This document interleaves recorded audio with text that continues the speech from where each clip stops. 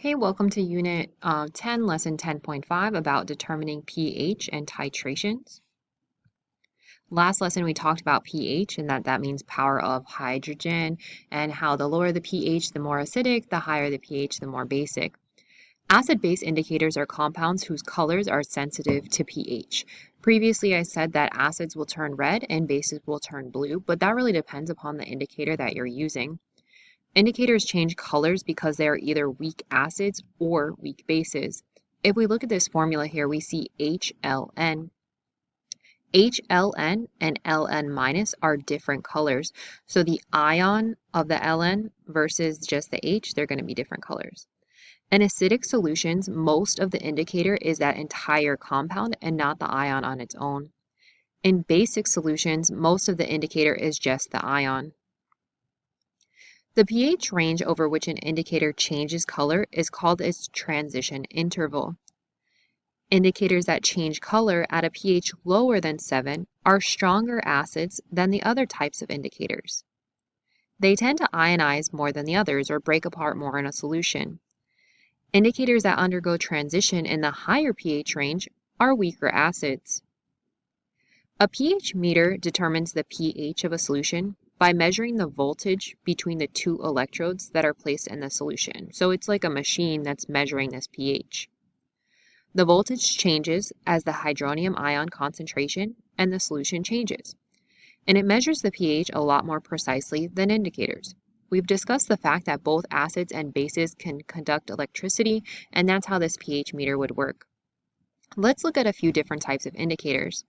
The first indicator is called methyl red. It's going to change color in a certain region from pH of 4.4 to 6.2. On the left, you see the acid color. In the middle would be the color that it transitions at, and on the right would be the base color. The center being a pH of 7, which means that it's neutral. All these titrations are a very strong acid with a strong base, so they do neutralize at a pH of about 7. Something called bromomethyl blue changes color at about a 6.2 to 7.6. And we see that color change in the blue for the base color and yellow for the acid color, but when you mix them together, it makes this like gray color at their equivalence point or their titration point. Then we have two more indicators. We have methyl orange and bromphenol blue. These are used for strong acids with weak bases. We do see that the equivalence point is still at a 7, that's a neutral pH, but that's closer to the base's color. Take a moment and look at the different colors for your acid, the transition color, and the base color. For a titration with a weak acid and a strong base, we would most likely use phenolphthalein or phenol red. You could see the ranges that they change color in and also those various colors. You'll see that the base is more of like a darker pink color, and when they get to the equivalence point, that pink almost goes away.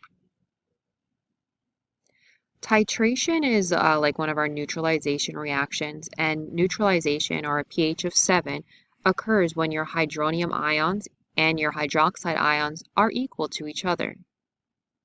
We can see a reaction here of the hydronium and the hydroxide reacting together, creating two waters, and I think you've seen this reaction plenty of times at this point.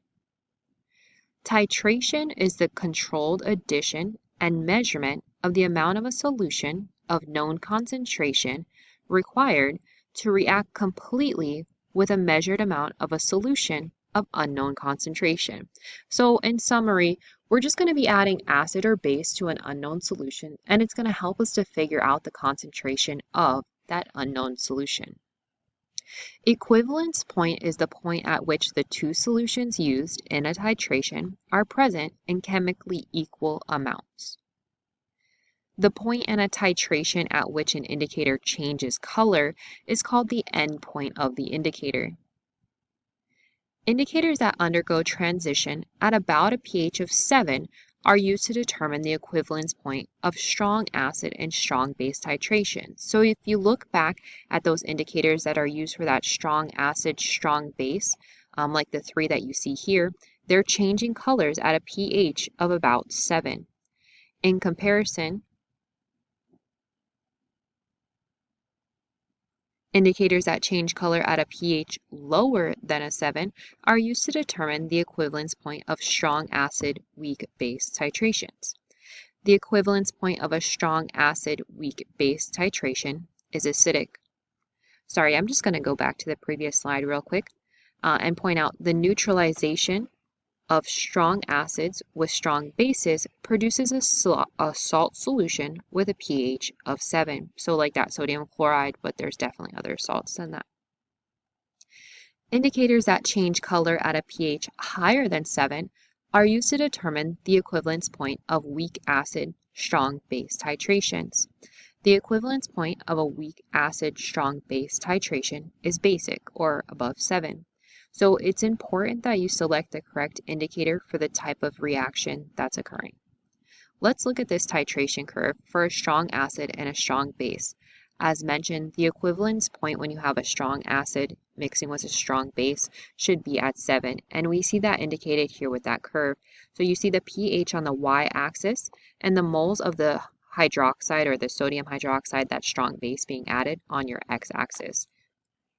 The equivalence point is when your hydrochloric acid is neutralized by the sodium hydroxide. In comparison, this is a titration curve of a weak acid, like acetic acid, and a strong base, like sodium hydroxide. We see that the equivalence point, because it's a strong base, is a little closer to that basic range. In this case, the pH equivalence point is at a 9. The solution that contains the precisely known concentration of a solute is known as a standard solution. So we need to start with a solution that we know the concentration of. A primary standard is a highly purified solid compound used to check the concentration of the known solution in a titration. The standard solution can be used to determine the molarity of another solution by titration. We're going to go through some steps on titrations, and there are quite a few of them, so bear with me. So this procedure is used to determine the known concentration of an acid solution by titrating the solution with a standardized base volume. First, you want to decide which burette is going to be used for the acid and which for the base. You'll label each burette to avoid confusion, and you'll rinse the acid burette 3 times with the acid to be used in the titration. Use the base solution and repeat that same process. So if the one on the left was going to be for acid, you'd rinse it with the acid 3 times, and then the one on the right would be used for your base, and you would rinse that 3 times with the base solution. Next, you would fill the acid burette with the acid solution to a point above the 0 milliliter mark. If you notice, it starts with a 0 and it starts counting up. That's going to be counting how much of the solution you've added. You should release some acid into a waste flask to lower the volume into this calibrated portion. So here that we see that the volume of the base has gone down a little bit so that we could clearly read. You'll record the volume of the acid in the burette to the nearest 0.01 milliliters as your starting point. So if I were going to read this, I would say it's at maybe like 2.50 milliliters. Next, you would release a volume of acid determined by your lab procedure into a clean Erlenmeyer flask, and we know that's the triangular one. Then you would record the new volume reading and subtract the starting volume to find the volume of acid added. Once you've done that, you will add 3 drops of an appropriate indicator, phenolphthalein in this case, to the flask. You saw phenolphthalein in that chart of all the different indicators. Then you'll fill the other burette with a standardized base solution to a point above the 0, just like with the acid, and record the concentration of the standardized solution. Next, you'll release a little bit till it's in that calibrated portion. So we release some base, and we would want to mark that beginning volume. Record the volume. So if I was looking at this, I'd say it's about 3.70. So you'll record the volume of the base to the nearest 0.01 milliliter. Place the flask containing the acid under that base burette. Notice that the tip of the burette extends into the mouth of the flask. You don't want it to be able to splash anywhere. Slowly release the base from the burette into the flask while constantly swirling the flask. The pink color should fade while you're swirling. You release the base into the flask by just turning this burette here and releasing small amounts at a time. Near the end point, you add the base just drop by drop. You don't want to add too much. The end point is reached when the very light pink color remains after 30 seconds of swirling. Record the new volume and determine the volume of the base added. To determine the molarity of an acidic solution, like 10 milliliters of HCl by titration, you'll titrate the acid with a standard base solution, like 20 milliliters of a 5 times 10 to the negative 3 molar sodium hydroxide. You'll always write the balanced neutralization reaction equation. In this case, we have hydrochloric acid reacting with sodium hydroxide to form sodium chloride, or a salt, and water. From that, you'll determine the chemically equivalent amounts of HCl and NaOH. You can calculate the number of moles of sodium hydroxide used in the titration with this given information. You would start with the molarity over 1 liter because molarity equals moles per liter. In this case, though, we're adding milliliters, so we are going to go ahead and convert our liters into milliliters and multiply by the volume that was added. So we used 1 times 10 to the negative 4th moles of the sodium hydroxide. Next, you want to find the amount of HCl. Because their mole ratio is a 1-to-1, it should be the exact same value. Then you'll calculate the molarity of the hydrochloric acid solution. We use this amount of moles of HCl per 10 milliliters of solution. You just want to convert your milliliters into liters because molarity is always per liter, and your final molarity of the hydrochloric acid is 1 times 10 to the negative 2 molar. So you always want to start with the balanced equation for the neutralization reaction and determine the chemically equivalent amounts of the acid and base. Then you'll determine the moles of acid or base from the known solution used during the titration. Then determine the moles of solute of the unknown solution used during the titration. And finally, determine the molarity of the unknown solution. So let's try one together. In a titration of 27.4 milliliters of barium hydroxide added to a sample of hydrochloric acid of an unknown concentration, the very first thing that you always want to do is write your balanced equation. So we have barium hydroxide reacting with hydrochloric acid. We know that it's always going to form water, and then it's also going to form a salt. In this case, we have barium coming together with chlorine. Barium has a 2+ charge, so it should be a BaCl2.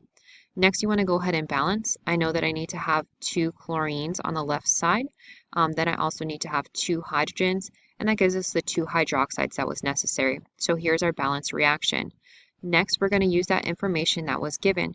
We know that we have 0.0154 moles of the barium hydroxide per 1 liter. However, in this case, we used milliliters. So we're going to go ahead and convert the liters into milliliters first.